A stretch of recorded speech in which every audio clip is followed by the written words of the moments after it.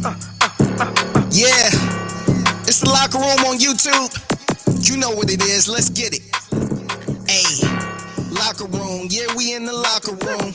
Texas talk. Yeah, you know what we about to do. Localize every angle's what we really do. We the source. We the pulse of the city too. Landlocked. Got the game. Welcome to the Locker Room, the number one source for Texans daily digital content. I'm Landry Locker. You can hear me Monday through Friday, 10 to 2 on Sports Radio 610 and the Odyssey app. Training camp less than a month away. We'll be on the field, home of the Houston Texans. We got you covered no matter what's happening on and off the field with this squad. No days off. And I got to tell you, I'm a bingo card. And subscribe, right along. Appreciate everyone for coming through. But on my bingo card of off-season drama, I did not anticipate having to speak on this. And we've covered a lot of drama around here. We've covered 3 coaching searches, the Deshaun Watson stuff on and off the field. We covered the most intriguing, disgusting POS in the history of football and the biggest con man ever in Jack Easterby. We covered Bill O'Brien versus Rick Smith. We've covered Bill O'Brien versus Brian Game. Bill O'Brien versus DeAndre Hopkins. DeAndre Hopkins one day hauled out. Dante Robinson. Quarterback competitions. Rest in peace to my boy, White Boy Slim. Ryan Mallett. I'll do a video for him later on honoring him, gone way too soon. But we've done a lot of drama, and we've handled a lot of contract stuff. We've handled a lot of contract situations, and it's part of the game. Players want to get theirs. Front offices want to figure their stuff out, and it's really just it's a massive, massive part of the game. But I did not have on my bingo card of things that we would be talking about Steven Nelson potential contract dispute. I'm actually extremely amused that we're talking about Steven Nelson being irrationally upset by his contract. And there were context clues that got us to what happened last night and what led to Steven Nelson having to make his Instagram private. As soon as Laramie Tunsil, one of the best left tackles in the game, got his contract extension, Steven Nelson said something like "me next." And he immediately had some clear water carrying going on where the contract was described as team friendly. And you had, mentions of Steven Nelson. He then changed agents. David Mulligetta now represents him. Shout out to David Mulligetta. I'm kind of surprised that this is the direction he went. Maybe Steven Nelson gave him a larger chunk, larger percentage. Normally I'm used to David Mulligetta going and getting heavy bags.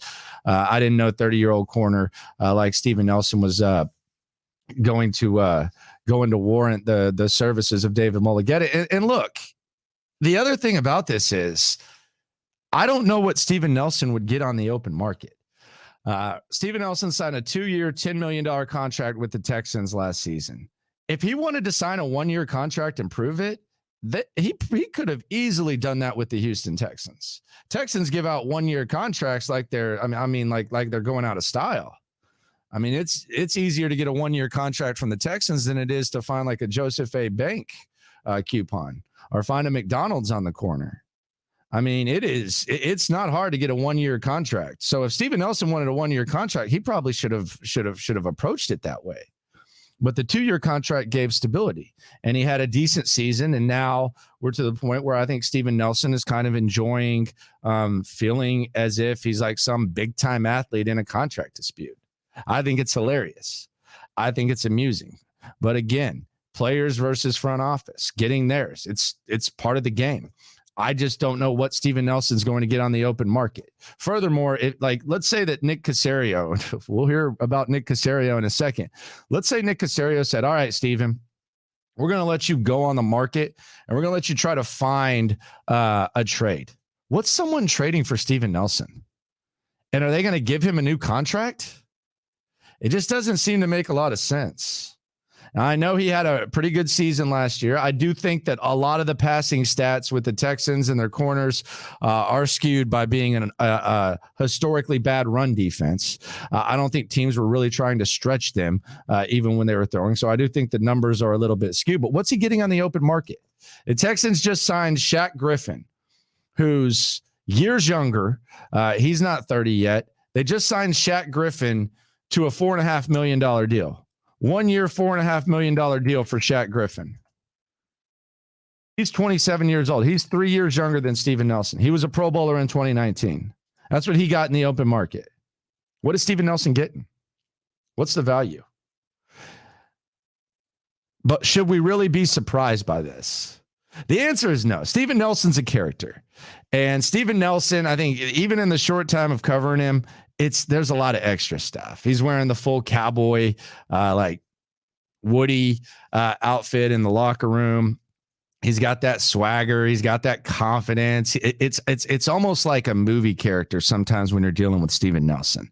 And I'm not just going to throw that out there. I'll back it up and just give y'all some examples of that. But first, let's look at what Steven Nelson did yesterday that led to me doing a freaking Steven Nelson video. This was Steven Nelson on Instagram yesterday, and I don't follow Steven Nelson. Someone sent this to me. I usually just let players do their thing on Insta. I'm not really trying. I'm not one of the stalk and figure out what's up with the player. But a listener sent this to me, and this is what Steven Nelson said: "Can't trust a mother effer that wear these for every day of the week. Clown freak. Can't trust MF that wear these every day of the week. Clown freak." Okay. Now where have I seen that vest? Where have I seen that vest? That blue vest. Where seen that somewhere? Man. Oh, that's right. Nick Caserio. For the record, I like the vest. My co-host doesn't like the vest. A lot of people in Houston don't like the vest. I like the vest. Steven Nelson apparently does not. Steven Nelson does not like the vest. Steven Nelson says, you can't trust an MF that wear these every day of the week, clown freak. So that's where we're at with Steven Nelson. He has since made his Instagram private. And I don't even know if Pro Football Talk, quite frankly, is even going to pick this up. Like, that's the thing. Steven Nelson kind of lives in his own world, and that world, it kind of changes. And I will lay out an example. I don't want to throw out claims like that without laying out tangible evidence. This was Steven Nelson when he joined my show on Sports Radio 610 with John Lopez. This was Steven Nelson before the start of last year. Talking about, and Lopez brought up underdog with Steven Nelson, and just listen to how offended this guy gets by being called an underdog. And then I'm going to show you why this is so amusing, so hilarious, and you might be able to kind of connect it to why we're in this amusing contract dispute.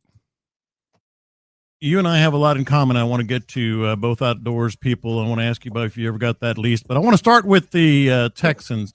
You've always been an underdog and not just lip service. I mean, you literally have come, from the bottom, had to fight your way into You can hear him getting different roles, etc. Do you feel like in that regard that the Texans are a good fit for you? Well, and when you speak on underdog, like in what way? Well, I mean, not underdog, but maybe like a chip on your shoulder is a better way to put it, because you've always had to fight for it. I guess you could say I've always played with a chip. That's what has allowed me to play so long and be a starter. So, but underdog, I mean, if we're talking about just having a popular name, I guess you can say that. Yeah. Having a popular name. Who knew who Steven Nelson was before he came to the Texans? Be honest, Texans fans. Be honest. How many of y'all had to look up who Steven Nelson was when he got to the Texans? I'll be honest, I did. I didn't know a lot about Steven Nelson. You might think less of me. Sorry, I didn't know about the guy who started a couple years for the Chiefs and then the Steelers and the Eagles. I had no idea. Popular name. He got put off by underdog.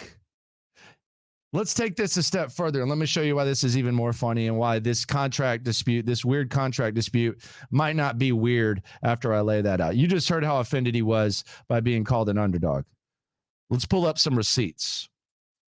This is Steven Nelson, interview with the Kansas City Chiefs. Quote, "I feel like the underdog in every situation.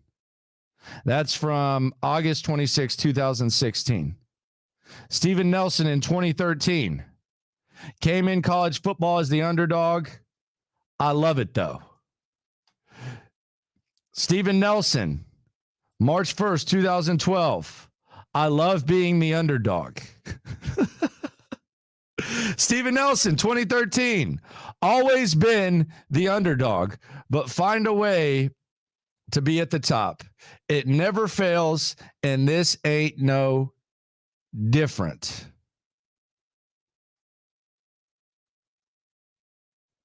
Here's his buddy, Trey Will, my brother at Nelson Island, did his thing today on the bench press reps. Tomorrow is his day. The underdog will be respected. Believe that. And when Lopez asked him if he was the underdog, you would have thought he was offending him.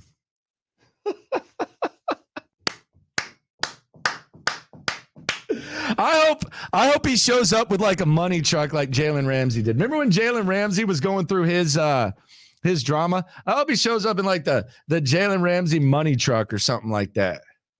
Holds a press conference. This is amusing. Texans got some good options too. And I saw a case made that maybe Desmond King would deserve an extension more than Steven Nelson. Maybe a case can be made there. But I think when you hear that, I think it kind of makes a little bit of sense. Now, if Steven Nelson is not on the team, who takes his place? You got a few options. Obviously, Derek Stingley playing more games would help. That would help. You got Des King. You got Shaq Griffin. You can find guys probably off the street to compete. You got a lot of guys. Here was Shaq Griffin. He also joined the show. He joined the show a couple of weeks ago, talking about what he brings to the table for the Houston Texans this year. What are we getting in Shaq Griffin here? Oh, the main thing is you get from Shaq Griffin is the ball that he used to play. You know, being the type of player I used to always be. You know, coming back off this injury, feeling healthy, feeling stronger, got all my strength back in every single ligament in my body. So I'm feeling great. You know, I feel right now, you know, not playing ball since October. You know, I feel like I've been running around out here anxious. I'm enjoying that process. So I'm getting ready to get to that point where I'm ready to get into camp and compete and bring back that Shaq Griffin that used to be here and back in the Pro Bowl and give this team everything. Who knows what you get? Shout out to Steven Nelson, man. Whether you get the contract you desire or not, this is amusing. I'm enjoying the hell out of it. And let's be honest, it's a slow time, so you're providing us with some content. It'll be interesting to see what happens from here. I'm 100% amused by this story. Subscribe, like, ride along. Number one source for Texans daily digital content. We'll have the video honoring Ryan Mallett a little bit later, but I appreciate everyone for coming through. No matter what happens with Steven Nelson when it comes to this Texan stuff, we're all in this together. Have a good one. Yeah, you know what we about to do. Localize every angle's what we really do. We the source, we the pulse of the city too. Landlocked, got the game in the headlock. Localize every time, can't stop, won't